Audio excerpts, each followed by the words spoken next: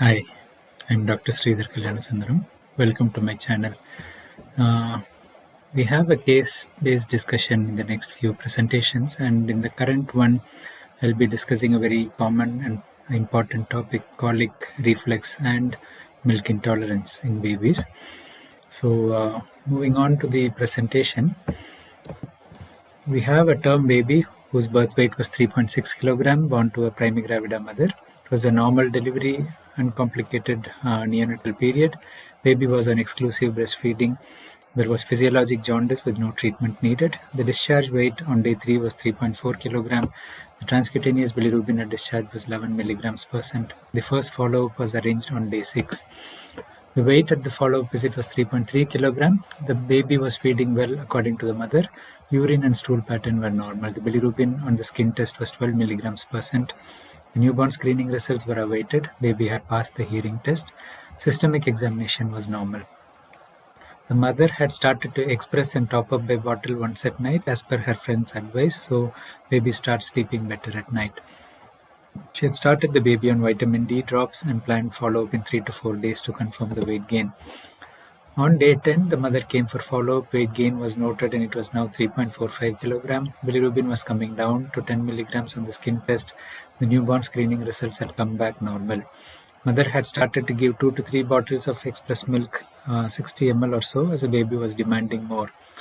There was occasional spit-ups and she started giving simethicone, which is commonly used for colic, on as needed basis.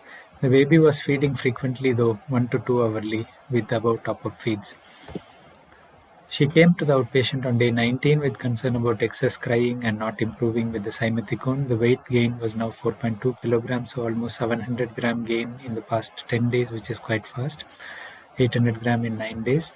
The pediatrician had suggested to avoid overfeeding and to try and space the feeds and place the baby at 30-degree elevation, thinking of mild reflux. The mother was also giving gripe water as advised her mother and occasional herbal tea, which is a common practice in the Middle East. The bilirubin had come down to 10 milligrams and the liver function and thyroid function done in view of prolonged jaundice was normal. So I would like to say that if bilirubin is persisting around 3 weeks of age to be high, you should have a direct bilirubin done to rule out conjugated hyperbilirubinemia. So this prolonged jaundice screen, at least that part is very important. If the direct bilirubin is high, then you can go ahead and do the other tests. By day 27, the baby was refusing bottle feeds and was still gaining weight well. There was more frequent spit-ups and the arching of the back had started. Baby was very irritable. Some crying episodes were lasting over 2 hours and not settling down. The pediatrician was managing diagnosed reflux esophagitis, stressed on advice as before to avoid overfeeding, and he gave a short course of Nexium, which is esomeprazole, and advised to start infant Gaviscon, which is available here. I don't know if it's available in other countries. It's basically sodium alginate. The mother reported some improvement, but after another 10 days, a crying episode started again. There was more aversion to feeds, and she noted blood spotting in the stool. So at this stage, it's quite clear that all these symptoms were related to cow's milk protein intolerance. So there is always an overlap of symptoms from colic to reflux to milk protein intolerance. So your index of suspicion and looking for features like blood spotting in the stool is what is going to differentiate early on. So it's possible, though the baby was getting exclusive breastfeeds, it was possible that the milk protein intolerance was through maternal intake of cow's milk. Elimination of all the dairy products was stressed in the mother's diet, and egg as well was suggested at this stage as an option. The baby was on the proton pump inhibitor for a few more days and informed that the symptoms will take a few days to improve once you start elimination. Usually it takes 5 to 7 days. You may have to wait up to 2 weeks for a clinical improvement. The baby was improving and started thriving better. Feeding was better and aversion had improved. So the aversion is an important aspect of feeding which can happen due to reflux, where the pain is correlated with the feeding, and it can also happen with milk allergy. So overfeeding is one of the common reasons why you see aversion, but you should always keep an index of suspicion for milk allergy as well. The mother started taking dairy products again after 4 months of age and no recurrence of symptoms. She started working and needed formula feed twice a day, so we started the baby on extensively hydrolyzed milk with weaning food started by 5 months. She introduced yogurt in 9 months and tolerated, and she moved to normal formula by 12 months, which was again tolerated. So most of the milk protein intolerance is mild, and they improve by 6 months to 1 year. So quick review of these symptoms that we saw. So colic is episodes of crying for more than 3 hours a day for more than 3 days a week for 3 weeks in an otherwise healthy child between the age of 2 weeks and 4 months. So this is a fairly elaborate rule of three guideline for colic. The cause of colic is generally unknown. It can be related to the adaptation of the baby, the increasing lactose content with the lactase enzyme which is catching up. The gut microbiota have a role to play. The neural control of self-pacification has a role to play. So it's a complex feedback mechanism. It's also a balance between the baby's needs and the mother's response. So it's very complex. Attachment theory also has a role in colic. Fewer than 5% of infants with excess crying have an underlying organic disease like infection, mainly the urinary tract infection, reflux, milk protein allergy or intolerance. We may have pressure or inflammation of the brain in rare cases. Ophthalmologic issues, especially a corneal scratch. Sometimes we get babies crying because there is a hair around the finger which is causing compression, so always look at the digits. Injury to bones, muscles or fingers may also contribute. So parent support and education is a key. Tell them that a normal level of colic and the straining, crying before passing urine stools, these are all normal for babies, and don't over-treat them. Spacing. So one of the key things about parent support and education is to avoid overfeeding. So hunger cues can be overinterpreted, and we have to educate parents. Sometimes the use of pacifier may be considered, especially if the feed frequency is too often noted. Positioning the baby, burping the baby well, these are important. And try using a special bottle designed to reduce gas, or a nipple with a smaller hole can be used if the baby is swallowing too much gas. It's better to sit up while feeding so less air is swallowed. It's also important not to feed lying down because baby may get ear congestion, and the reflux may also cause ear congestion, which may cause crying. And burp the baby during and before feeding, after feeding. Soothing the baby with sound and motion may help with colic as well. So rocking gently and placing in a swing could help, and comforters are available now which have a swinging motion as well. We can walk around and carry the baby in a baby carrier. A ride in the car may make the baby sleep as well in some situations. The combined warmth and rhythm may lull the baby to sleep, and swaddling can be tried if the baby doesn't mind that. Tight swaddling is not recommended as it may be not ideal for the hips. Rubbing the abdomen or massaging with an oil on the tummy wall might help. Audio tapes of heartbeats or what we call white sounds might be helpful as well. There is no clear evidence that the mother's diet has a direct link. Some gassy foods may be avoided if there is a persistent relationship to that. And avoiding food like milk, egg, nuts, wheat can be considered if there is a correlation. So if the baby is formula fed, use of hydrolyzed formula or soy formula for colic is not evidence-based unless you consider milk allergy seriously. Probiotics like Lactobacillus reuteri have been shown in meta-analysis of 4-RCT to have some evidence, but it's controversial, and when to add, how much to add is not clear. There is no clear evidence about the use of other probiotics with colic. Lactase enzyme, there is no clear role, and not overfeeding is one of the ways to reduce the lactose load to the baby when they are still developing their lactase enzyme. So this is an important advice as the milk starts coming. Giving sucrose for colic is not ideal because of its negative effects on the teeth. Infant massage did not show benefit, but obviously as a way of distracting, as I said, rubbing oil on the tummy or carrying the baby around, gentle rocking might help. Simethicone forms bubbles which coalesce, and it facilitates their expulsion. However, systematic reviews do not show any evidence. In spite of that, it's one of the most commonly used medicines for colic.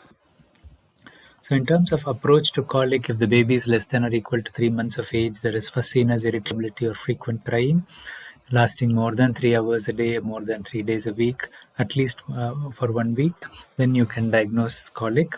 However, in clinical practice, we rarely look for this evidence as long as the baby is around 3 weeks plus and is showing significant irritability and crying in the evening. You can assume it's colic. unless there is any clear signs that it's something else. So you look for warning signs like persistent vomiting, arching of the back or Sandifer syndrome, GI bleeding, failure to thrive, abdominal distension or bloating, and any other signs of other organic causes. If you have a concern, refer whom to refer. It can be to a specialist pediatrician or to a gastroenterologist.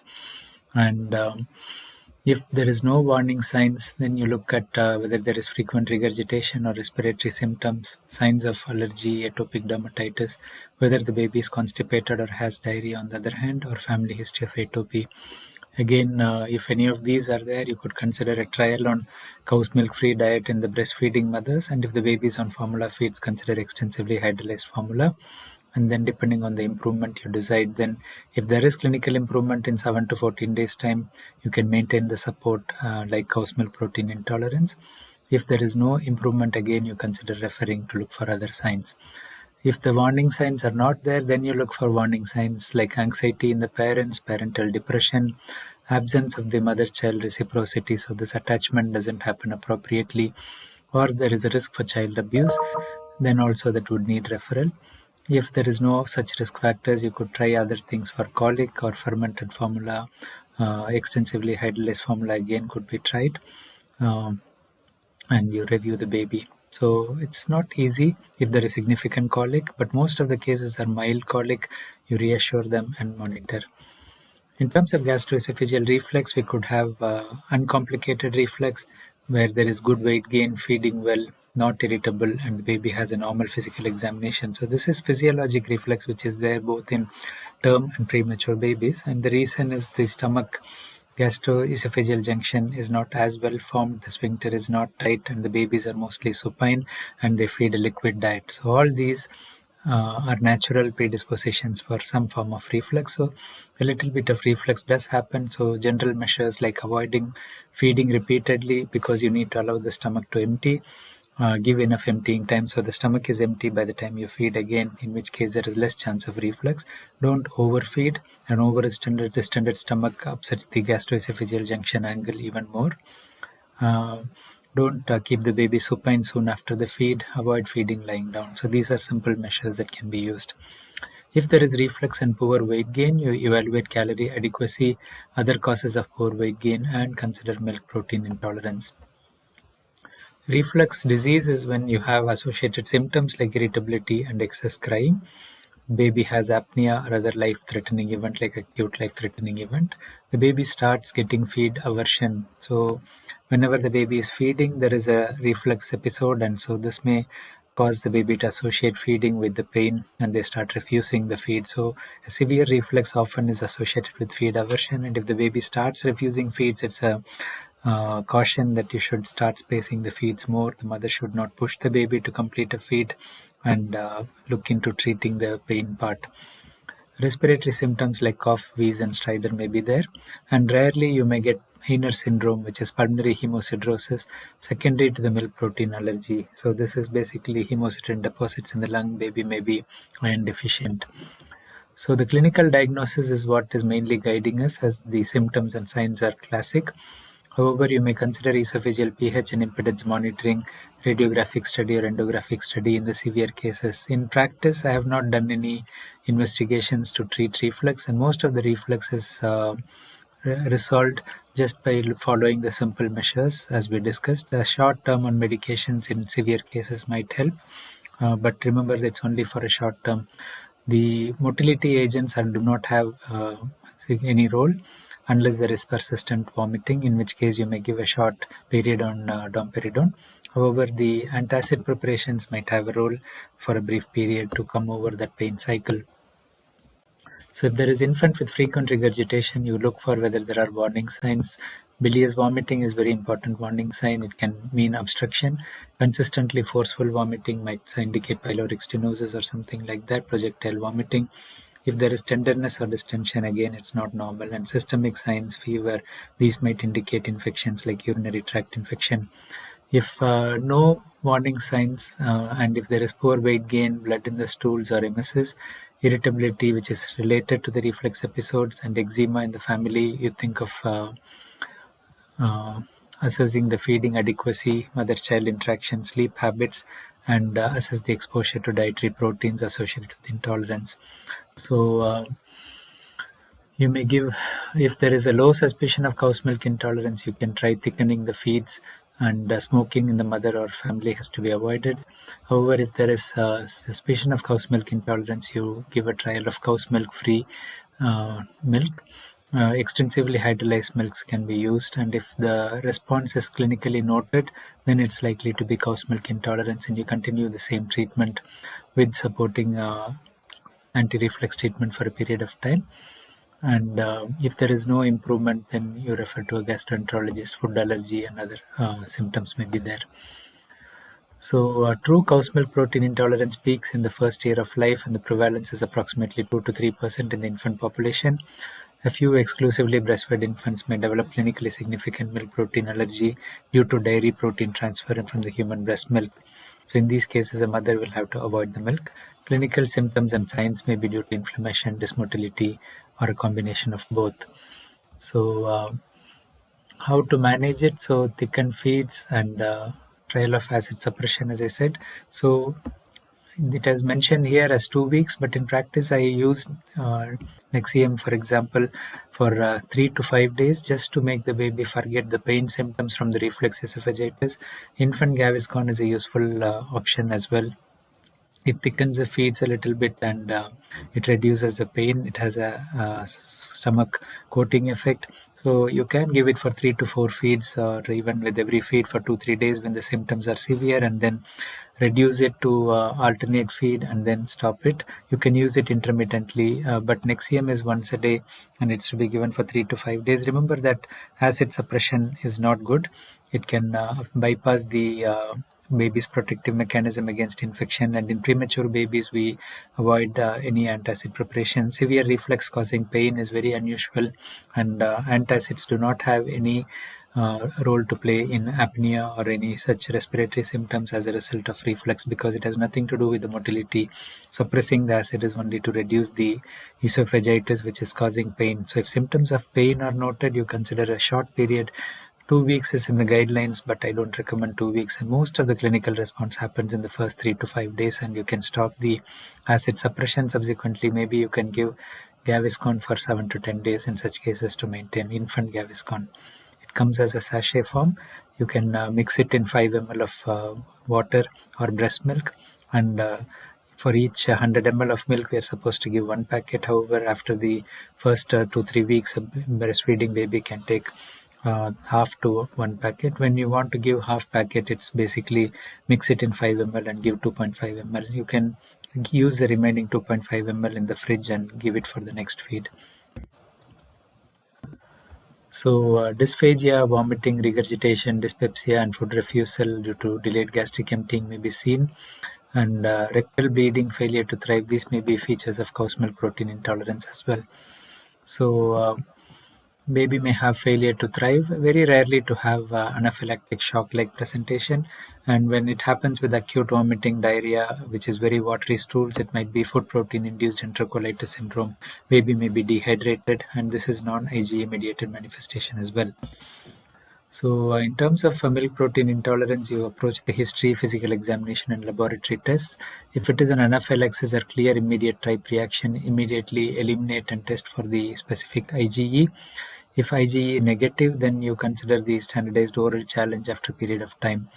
If IgE positive, then you have to do an elimination diet. The oral challenge test will decide. If it's positive, you do elimination. If negative, you don't need elimination diet. In terms of elimination diet, it's early and late reactions like vomiting, atopic eczema, you do it for 1 to 2 weeks, and GI symptoms like diarrhea and constipation for 2 to 4 weeks. So reflux can be a presentation as well. If there is no improvement after the 2-week period, you don't need to continue the elimination.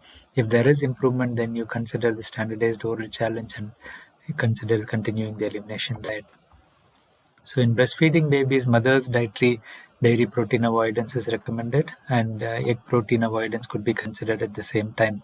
Other proteins like seafoods and other products, nuts, you don't need to avoid unless there is a definite consideration. If baby is very symptomatic, we could consider a trial of extensively hydrolyzed or amino acid formulas in the first few days of the dairy protein avoidance, because there is going to be residual protein in the mother's milk coming through. So for 2-3 days, you may start with this extensively hydrolyzed milk when the mother is expressing, when she is avoiding the cow's milk intake. So in formula feeding babies, we have the extensively hydrolyzed formula, which works in 90% of the cases. In UAE, we get Alanova, Aptamil Pepti as examples. In case of amino acid formula, which work in almost all the cases, if either you wait for the extensively hydrolyzed formula to work, and if it doesn't work, you can go for this, or you can go directly for this. The difference is going to be the expense. It's more expensive. Taste is bad with both products, but the amino acid formula taste even worse. So Neocate and Similac Elicare are examples of amino acid milk. Soya-based formulas are not preferred because there is a 50% risk of milk protein allergy overlapping with soya allergy as well. We do have the option to use hydrolyzed rice-based formula, something like Blemil plus HR, which is better tasting and it's significantly cheaper. However, some parents are reluctant to move away from the standard protocols. I have used this in many babies and it works well. There is no role for partially hydrolyzed hypoallergenic milks or comfort formula to treat, and please be aware of the use of terminology like hypoallergenic. In US, for example, hypoallergenic is used for extensively hydrolyzed milk. In UAE, hypoallergenic is like partially hydrolyzed, 60% hydrolyzed milk, which is not to treat milk protein allergy. So I hope this is useful, and please subscribe and keep your notifications on. This is a controversial topic, so some of what I have shared is what my practice is like, and it's not all evidence based. So do share, and if you have any comments, do mention in the comment section. Thank you.